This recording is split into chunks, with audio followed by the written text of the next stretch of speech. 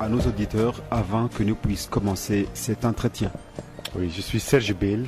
Je coordonne le département sud de 11-11-11.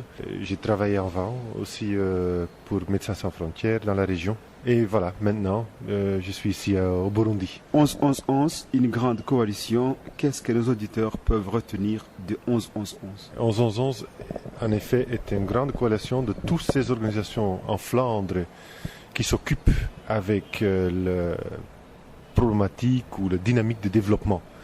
Donc ces coalitions mènent chaque année une campagne sur un sujet important, comme cette année, c'est sur l'échange climatique et les effets dans le Sud. On fait aussi, comme coalition, un travail politique en Belgique. On essaie d'influencer notre gouvernement sur la gestion de développement. Par exemple, tous les moyens que la Belgique investit dans le Sud, est-ce qu'ils sont vraiment bien gérés? Est-ce qu'on fait les bons choix? Et on discute sur ça avec nos partenaires dans le Sud. Donc un grand travail de plaidoyer. En même temps, on essaie aussi d'organiser une récolte de fonds afin qu'on puisse organiser ou qu'on puisse se mettre en partenariat avec le Sud sur le domaine de renforcement de capacité. Et finalement, oui, on essaie d'avoir des partenariats. On a entre 50 et 60 partenaires au Burundi, Rwanda, Congo, mais aussi dans la région de Andes, Pérou, Équateur, Bolivie, en Haïti et en Asie, aux Philippines et en Indonésie. On est actif. Cette organisation existe depuis combien de temps? 11-11 existe depuis les années 60. Donc là, il y a un grand mouvement qui a demandé l'installation d'un secrétariat. Les membres de ce mouvement étaient les syndicats, les mouvements de jeunesse, les ONG classiques. Ils ont dit que voilà, si on travaille ensemble, on pourrait avoir plus d'impact dans le domaine de développement. Et c'est comme ça que le secrétariat, donc chaque année, on se rassemble avec tous ces acteurs de nouveau.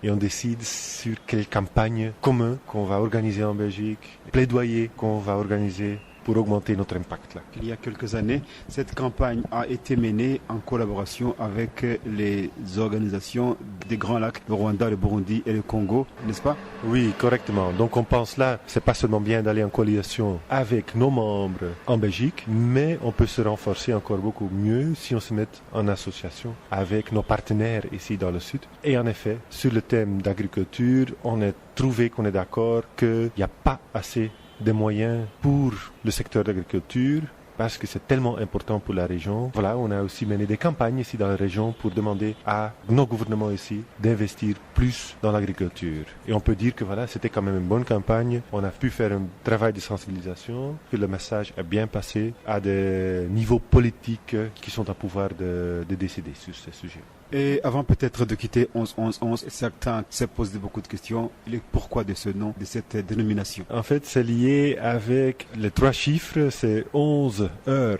le matin, le 11 jours de 11e mois. En Europe, en fait, en Belgique spécifiquement, c'est un jour de paix parce que c'est lié avec la signature de paix.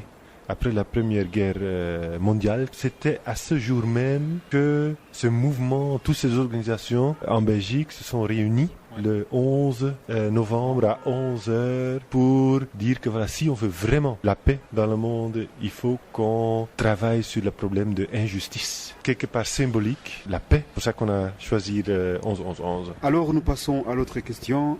Toute une semaine de travail avec les délégués du Burundi, de la République démocratique du Congo et du Rwanda. Quel est votre commentaire en rapport avec les résultats de cette rencontre? Ici, on essaye de penser bien sur ce qu'on peut avoir comme rôle dans cette région. Comme société civile, 11-11-11, il faut le voir comme ça, est aussi la société civile en Belgique, représente la société civile. Comme ici dans la région, ici, il y a beaucoup d'organisations qui travaillent dans la société civile. Bon, avec ceux qui étaient présents pendant cette conférence, la plupart d'entre eux sont des partenaires déjà dans 11-11-11. Il y avait d'autres organisations aussi. On a essayé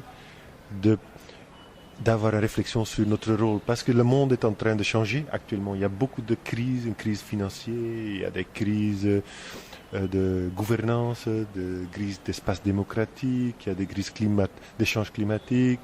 Donc c'est important qu'on essaye de penser sur notre rôle. Et ça, on a bien fait. Et on a vu que pour arriver à un bon développement, c'est important aussi que la société civile peut jouer, que la société l'ait renforcée même pour jouer son rôle vis-à-vis la sphère politique et la sphère privée. Donc on s'est engagé effectivement de renforcer nos capacités à plusieurs niveaux. D'abord, on peut mieux échanger des informations au niveau régional, peut organiser ou faciliter l'accès à des formations quand on a besoin pour améliorer notre travail de plaidoyer, pour l'organisation de campagnes, pour améliorer les analyses qu'on doit faire pour avoir du succès. Donc là, 11-11 a vu qu'on pourrait jouer un rôle dans le futur pour faciliter l'accès aux formations. On a vu aussi qu'au niveau de gouvernance interne, c'est essentiel que la société civile doit être capable de garantir une gouvernance interne démocratique. Si on veut défendre la gouvernance démocratique, il faut qu'on soit très bien au niveau de gouvernance interne à ce niveau. Donc voilà, ce sont toutes des choses et on a pris des engagements assez clairs pour avancer sur ce domaine. Merci beaucoup. Il y a également l'idée de la création ou du moins de la construction d'un centre dans la région des Grands Lacs. Qu'est-ce que vous pensez quant à la faisabilité, la création de ce centre? La création du centre, c'est quelque chose de très ambitieux et je pense qu'on est très conscient de ça. C'est juste pour cette raison qu'on a pensé que c'est mieux de commencer avec un programme. Ça veut dire qu'il y aura la possibilité pour tous ceux qui sont intéressés de participer à ce programme qui offre plusieurs formations, qui offre un espace d'échange d'informations ou d'échange d'expériences, qui offre la possibilité d'être accompagné par un expert pour améliorer les trajets spécifiques de plaidoyer. Donc, je pense qu'un programme, ça n'exige pas déjà qu'il faut vraiment un secrétariat ou des centres ou un directeur, mais plutôt la coordination d'un programme et c'est là-dedans que 11-11 pourrait de nouveau jouer un rôle dedans. Mais on le voit effectivement, c'est un programme qui doit augmenter l'accès et la possibilité d'améliorer l'échange d'informations. Pour le dire, un programme, ça pourrait se opérationnaliser dans le sens que, par exemple, il y a 5 formations qui sont organisées chaque année sur des thèmes comme comment faire une meilleure analyse, comment organiser une meilleure gouvernance interne. Bon, tout le monde qui a le besoin de s'améliorer à ce niveau pourrait participer gratuitement à ces formations.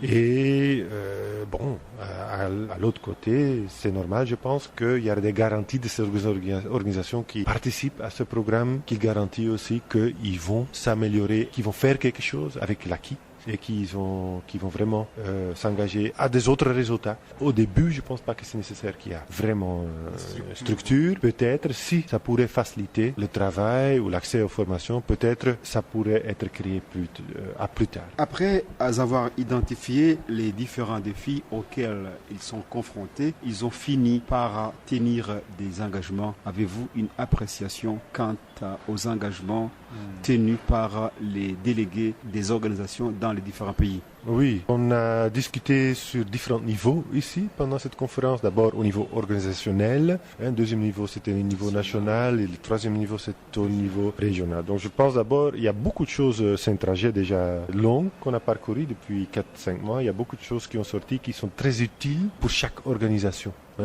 Donc c'est aux organisations même de voir un petit peu ce qu'ils vont faire avec ce qui est sorti. Maintenant au niveau national, j'ai vu qu'il y a certains engagements au niveau de renforcement parce qu'il faut bien identifier les besoins avant qu'on commence à organiser des formations. C'est un engagement que cet audit de besoins aura lieu.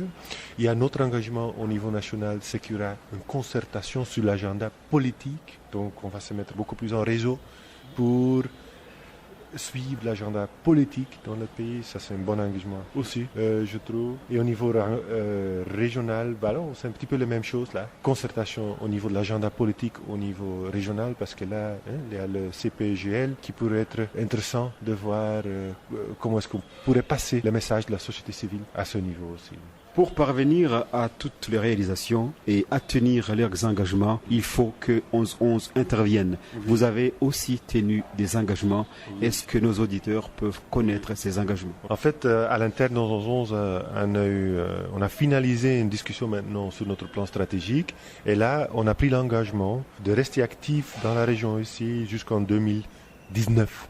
Ça veut dire que le rôle qu'on a joué jusqu'à maintenant pour faciliter des trajets comme maintenant, renforcement de capacité, qu'on veut continuer à organiser ça. Si nos partenaires estiment que ce soit utile, on continue vraiment à organiser ça. Donc cet engagement de continuer à faciliter, mais à côté de ça, c'est important qu'on essaye d'aller en partenariat avec plusieurs organisations. Et là aussi, on a prévu de continuer à financer la société civile, au minimum pour une période jusqu'en 2019 aussi. Mais c'est dans deux périodes de 3 ans, ça c'est plutôt technique. Là, on va faire de nouveau un exercice avec nos partenaires début de l'année prochaine pour voir comment on peut concrétiser un agrément entre nous, de différents partenaires dans la région. Je vais terminer par une question relative au Rwanda. Vous avez entendu qu'il y a eu certains pays qui ont réduit leur intervention et vous n'avez pas d'inquiétude quant à l'avenir de la collaboration avec les partenaires du Rwanda? Non, en tout cas pour nous, la coopération avec des partenaires, c'est surtout basé sur les agréments qu'on a fait et l'objectif le plus important pour nous, c'est d'avancer au niveau de renforcement. Et si les résultats sont là, je pense qu'il n'y aura pas de problème pour continuer. Donc, dans ce sens, notre intervention n'est pas tellement liée au contexte plus large, mais aux accords qu'on a signés avec ces organisations spécifiques. Donc, on voit qu'on a quand même bien avancé les dernières années. Le moment est venu maintenant, l'année prochaine, pour évaluer le progrès qu'on a réalisé et pour reformuler nos engagements. Et ça, on va faire début l'année prochaine. Est-ce que vous avez un dernier mot, le mot de la fin, partant du petit entretien que nous venons d'avoir? Oui, pour moi, ce qui est crucial, qu'il y a un dialogue très ouvert entre la société civile. Pas seulement ici la société civile au niveau national, au niveau régional, mais aussi le nord-sud relations sont très importantes parce qu'il faut qu'on soit conscient qu'on est opérationnel dans un contexte culturellement très très très différent. Donc si on veut évoluer vers un vrai partenariat, on va toujours dû faire des efforts pour se comprendre à tous les niveaux. Et c'est ça qui me fait beaucoup plaisir que pendant cette conférence, des côtés d'11-11, mais aussi des côtés de tous les partenaires, on a cet esprit de vouloir être ouvert et d'aller en vrai partenariat, même si de temps en temps, il y a des choses qu'on ne comprend pas dans le même sens. Cet processus d'essayer de se comprendre est vraiment très très très important. Et avec cette conférence, je suis sûr que de nouveau, on a fait un bon pas dans la bonne direction. Il y a eu également beaucoup d'échanges entre les différents membres. Oui, et ça aussi, il y a la conférence technique, disons, et les ateliers. Mais à côté de ces ateliers, c'est aussi très important qu'on peut se parler, échanger sur d'autres sujets. C'est l'espace créatif, disons, là, à côté, les sujets prévus. Donc ça, c'était très important aussi. Merci beaucoup. Bonne chance.